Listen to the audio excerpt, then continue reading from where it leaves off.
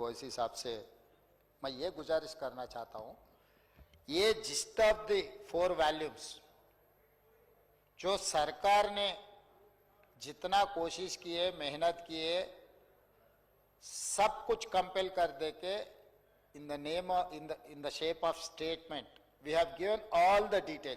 Though if you are not satisfied with this statement, if you need more information, there are 4 volumes.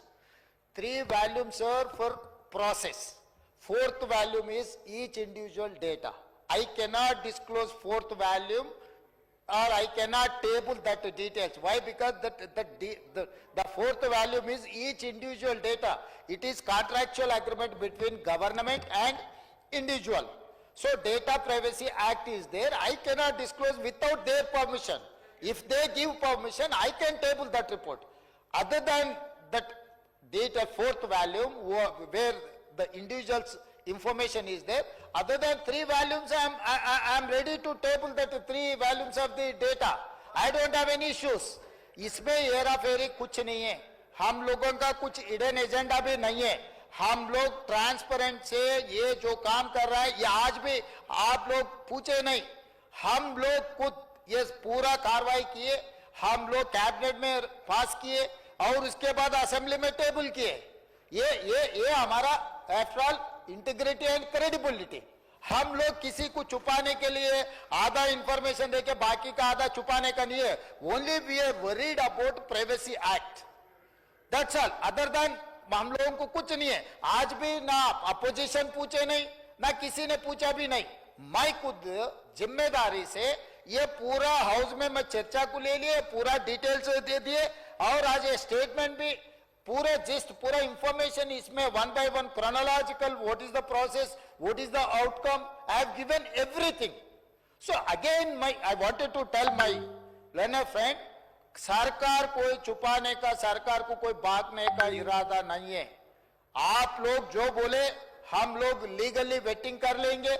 जो data मैं table कर सकता हूं सब कुछ टेबल करूंगा। इंडिविजुअल का जहां तक मुझे पता है, क्योंकि I was an parliament member when the bill was passed in the parliament, data privacy act. अगर किसी इंडिविजुअल का कहीं पब्लिक डोमेन में कहीं पर हम लगाए, वो क्रिमिनल प्रोसिक्यूशन के लायक है। इसीलिए हम लोग टेबल नहीं किए। जो अकबर साहब ने जो पूछ रहा है, जो डिमांड कर रहा है, हम लोग टेबल करने के लिए तैयार है। और दूसरी बात रहा अकबर साहब, ये जो अगर हमारे मंत्री महोदय केटीआर ने पिछले जो मंत्री किया, ये ऑफिशियल डॉक्यूमेंट जो कह रहे हैं ना, इसके हिसाब से 33 पेज आप भी स्टडी करो। उनके हिसाब से 100% पॉपुलेशन, 51% बीसीस, 21% ओसीस, 18% एससीस, 10% एसटीस, मिला के 100%। इसमें मुस्लिम बीसीस भी इसमें, उसके एक पेज पलटा है तो एक पेज पलटा हो अकबर साहब। 34 पेज में मुस्लिम पॉपुलेशन दिया 11%। उन लोग मुस्लिम पॉपुलेशन ने दिया 11%, जो मेरा रिपोर्ट में 12.6% है।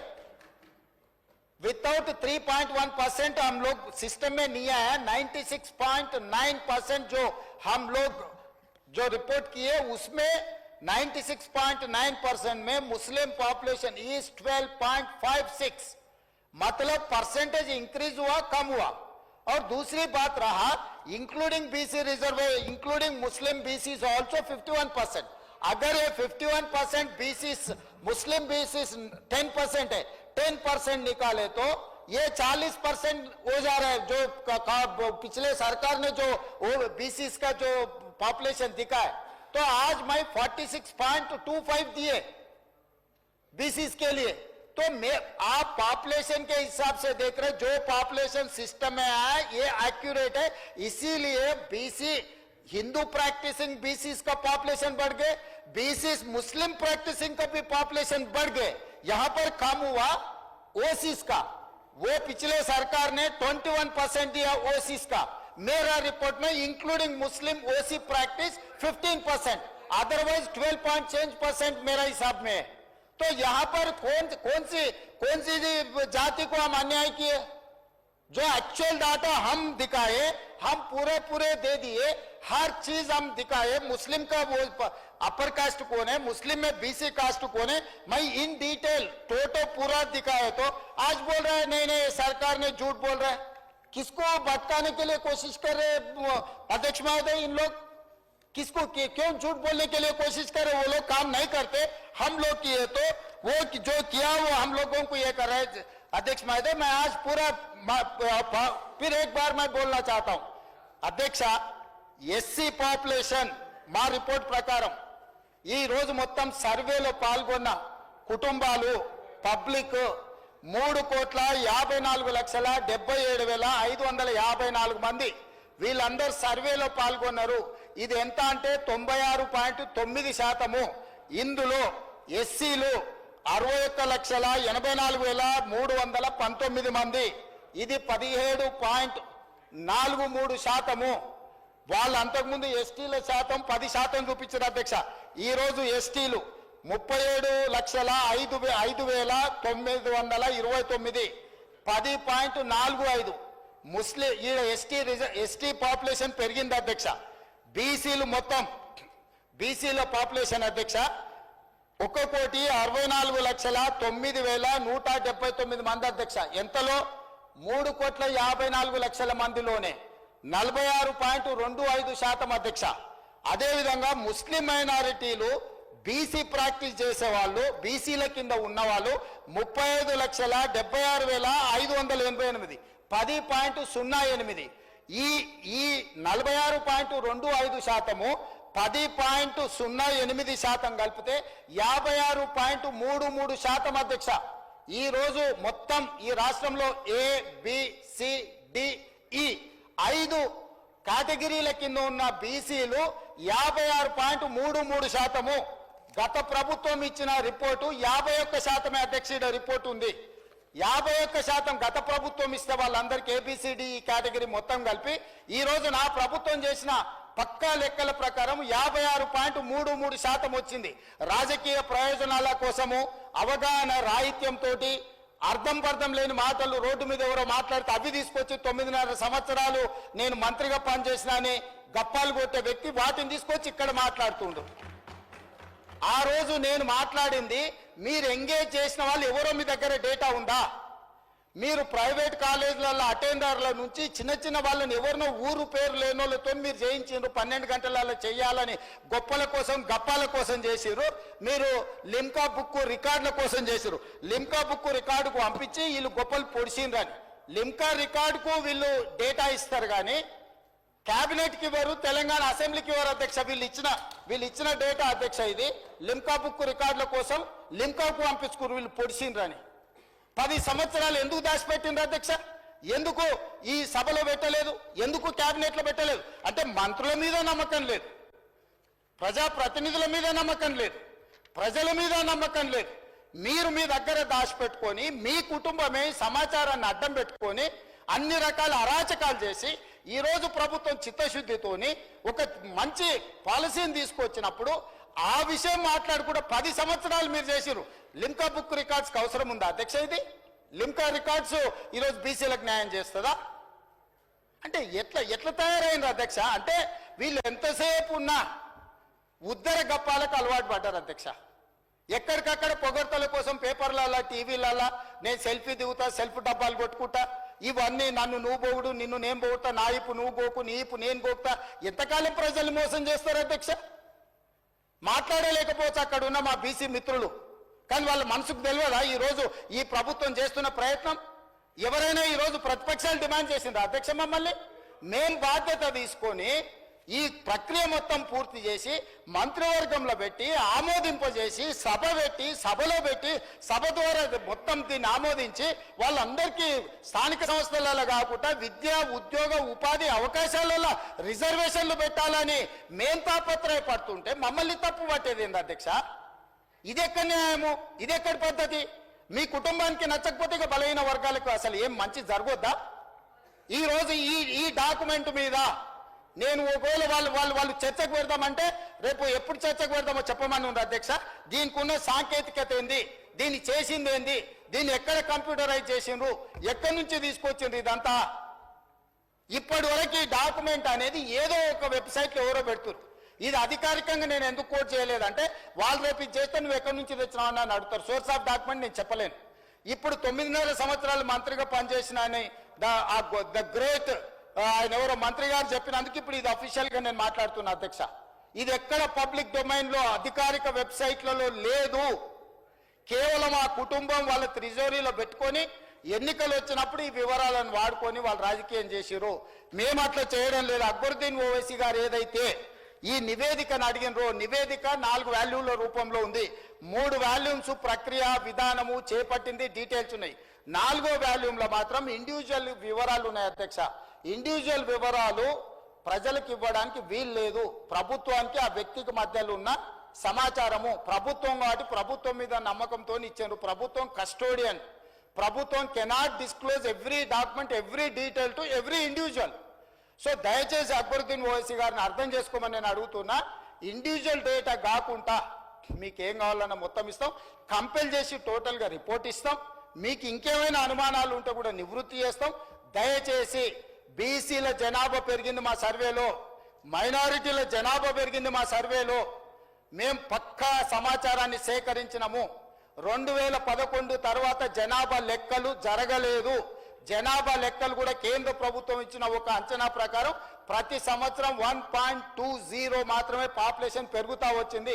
పాపులేషన్ అనేది స్టెబిలైజ్ అయిపోయింది. చచ్చిపోయేటోళ్లకు పుట్టేటోళ్లకు ఉన్న గ్యాప్ లిమిటెడ్ ఉంది. Only 1.2% only the population is increasing year by year. That is why 2011 the population is 3.50 crore plus. Today the population is 3.70 crore plus. That's all. This is what actual report. Why should I reduce the population? What is the point? నాకు పోయేదేముంది? ఈరోజు 56% బీసీలు అని చెప్పిన, 3 లక్షల కుటుంబాలు రాలేదని చెప్పిన, 3 లక్షల కుటుంబాలు ఈజ్ ఈక్వల్ టు 16 లక్షల జనాలు. సో ఈ ప్రభుత్వానికి దాపరికం లేదు. ఒకవేళ నిజంగానే అబద్ధాలు చెప్పాలనుకుంటే వాళ్ళ సమాచారం ఈయనల గురించి నేను ఎందుకు చెప్తుంటే అధ్యక్ష? మీరు ఈరోజు మాట్లాడుతున్న మొత్తం నేను ప్లే చేసిన డాక్యుమెంట్తోనే మాట్లాడుతున్నారు. దయచేసి ప్రాసెస్ను మీరు తప్పు పట్టకండి. ప్రభుత్వ చిత్తశుద్ధిని తప్పు పట్టకండి. ప్రభుత్వం ప్రాసెస్ని పర్ఫెక్ట్గా చేసింది. ప్రభుత్వానికి చిత్తశుద్ధి ఉంది.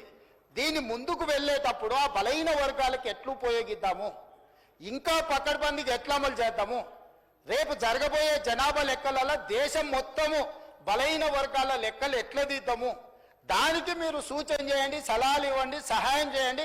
మీరు అందరూ అండగా నిలబడితే తెలంగాణ ముఖ్యమంత్రిగా కేంద్ర ప్రభుత్వంతో నేను కొట్లాడతా. వెళ్ళి రాహుల్ గాంధీ గారికి చెప్తా, పార్లమెంట్లో నిలదీయండి, తెలంగాణ చేసింది దేశమంతా ఇట్లా చేయమని చెప్పుండ్రని. అంతే తప్ప మిత్రుడు పాల శంకర్ గారికి నేను సూచన చేస్తున్నా, అబద్ధాల సంఘం చెప్పే అపోహల బాటలు పడకు మిత్రమా. ఇక్కడ ముఖ్యమంత్రి ఉన్నాడు, ఎప్పుడు కావాలన్నా అప్పుడు కలుస్తా నేను. మీకు ఏం కావాలన్నా మీకు అనుమానాలు ఉంటే నివృత్తి చేస్తా. నేను ఎప్పుడో ఒకసారి అమావాస్య పుణ్యానికి బయటకు కనిపిస్తాను కాదు, 24 గంటలు అందుబాటులో ఉంటాను. నీకు తెలుసు, నీ మిత్రులకు తెలుసు. నేను నచ్చినా నచ్చకపోయినా, ఒకవేళ నేను వ్యక్తిగా నచ్చొచ్చు నచ్చకపోవచ్చు, కానీ నేను మీ అందరికి అందుబాటులో ఉన్న ప్రజాప్రతినిధులకు 14 నెలలలో ఏ ఒక్కరోజైనా నేను సెలవు తీసుకున్నానా? ఏ ఒక్కరోజైనా ఎవరైనా వస్తే కలవలేదా?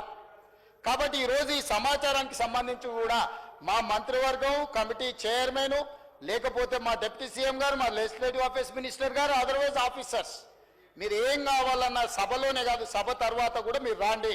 ఫైనల్గా నా సూచన ఏంటంటే, ఎవరైతే ఇందులోకి రాలేదో, ఈ సర్వేలో భాగస్వాములు కాలేదో, ఇప్పటికైనా జనజీవన స్రవంతిలోకి రాండి. చంద్రశేఖరరావు గారికి, తారక రామారావు గారికి, హరీష్ రావు గారికి నేను విజ్ఞప్తి చేస్తున్నా, దయచేసి మా శ్రీనివాస్ యాదవ్ గారి మనసును అర్థం చేసుకోండి. ఆయన మనసు, ఆ పక్కలున్న మా మిత్రుడు గంగుల కమలాకర్ కూడా బాధపడుతున్నాడు. అరే మా బీసీల కోసం ఒకసారి లెక్కలేస్తాడు, మా సార్ లెక్కలకి వస్తలేడు, ఎల్లుండి పొద్దుగాల మేము ఏం మాట్లాడతామని. దయచేసి నేను మిమ్మల్ని కోరుకుంటున్నా మిత్రులారా, దీంట్లో వ్యక్తిగా లేకపోతే పార్టీగా లిమిటెడ్ మేమేదో లాభం ఆపేక్షించి చేస్తలేం. ఒక మంచి పనికి ముహూర్తం పెట్టినాము. ఈ మంచి పనికి అందరు సహకరించండి. మీ నాయకులకు కూడా చెప్పండి, డిఫర్ అయితే డిఫర్ కానివ్వండి, నేను డిఫర్ అయ్యేదాన్ని నేనేం ప్రశ్నిస్తలేను. కానీ ప్రభుత్వం చేపడుతున్న ప్రక్రియను వాళ్ళు పాల్గొనకపోతే మొత్తం ప్రక్రియ మీదనే అనుమానం వస్తుంది. దాంతో ప్రక్రియ మొత్తం నిష్ప్రయోజనమైంది. ఏ ఆలోచన ఏ ఉద్దేశం బలహీన వర్గాలకు ఉందో, మా మిత్రుడు గంగ్ల కమలాకర్ గారికి, మా శ్రీనివాస్ యాదవ్ గారికి ఏదైతే ఉందో ఆ పర్పసే డిఫీట్ అవుతున్నది. పర్పస్ను డిఫీట్ చేయకండి. పొలిటికల్గా నాతో డిఫర్ అయితే డిఫర్ కాండి. I do agree, I have my own platform, you have your own platform. You can argue on your platform, I can argue on my platform. But the purpose is something different from politics. ఇది రాజకీయాల కంటే అతీతమైన ఒక మంచి ఉద్దేశంతో ప్రభుత్వం చేపట్టింది. దయచేసి నేను నచ్చలేదనో లేకపోతే అడిగిన వివరాలు ఇస్తే మీకేమన్నా వ్యక్తిగతంగా ఇబ్బంది వస్తుంది అనుకుంటే రేపు ప్రజలకు జవాబు చెప్పాల్సి వస్తుంది, నాకు కాదు. ఈరోజు తెలంగాణ సమాజంలో ఉన్న 56% బలహీన వర్గాలకు ఈ సమాచారాన్ని ఇవ్వని ప్రజాప్రతినిధులు సమాధానం చెప్పాలి. వాళ్ళ నియోజకవర్గంలో ఉన్న ఓటర్లకు ఆ బలహీన వర్గాలు ఓట్లు లేకుండా మేము ఎమ్మెల్యేలు అయినామని చెప్పగలరా అధ్యక్ష? ఆ ధైర్యం ఉందా? ఇవాళ బలహీన వర్గాలు దళితులు నాకు ఓటేస్తే నేను ఎమ్మెల్యే ఇక్కడ కూర్చున్నా అధ్యక్ష. ఇవాళ ఈ ముఖ్యమంత్రి అయినా అంటే ఆ బలహీన వర్గాల, ఆ దళిత గిరిజన వర్గాలు మనల్ని గెలిపిస్తూ వచ్చినాం. మీరు ఎమ్మెల్యేలు అయిందా? ఆ బీసీల ఓట్లు లేకుంటే ఎమ్మెల్యేలు అయిందా? ఇలా బీసీల లెక్కలేసినప్పుడు మేము సర్వేలో పాల్గొనము. మాకు రేవంత్ రెడ్డి జుట్టు నచ్చలేదు, లేకపోతే రేవంత్ రెడ్డి ముక్కు నచ్చలేదు. రేవంత్ రెడ్డి కోసమా ఇది?